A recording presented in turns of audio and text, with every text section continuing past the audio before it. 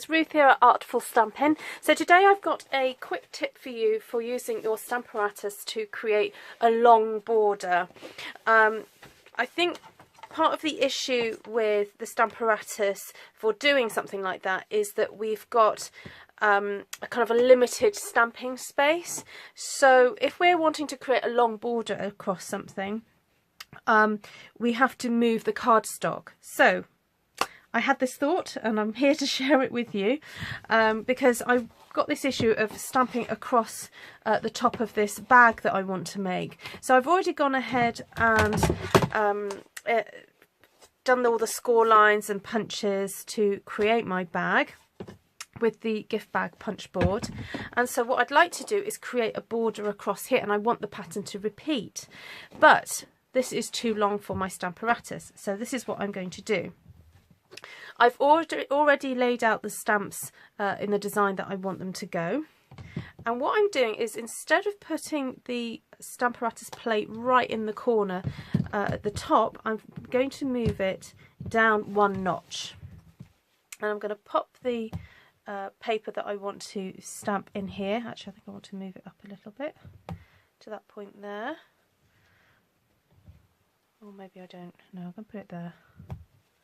There we go, and I'm going to lower it down. So you just find the right spot for your cardstock. Give your stamps a bit of an ink up. As you probably notice, I'm not using the magnet. I haven't got any strong winds in my craft room, so I'm not going to be too worried that the card is going to move.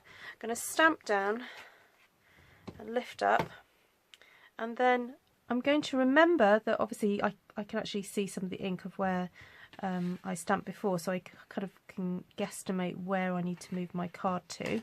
And because I've already created my folds and I know that this is going to be creased again later, I'm not too worried about it folding up in that area there, so that I can then do the second part of the pattern to carry on my length here. So just ink down and move it up,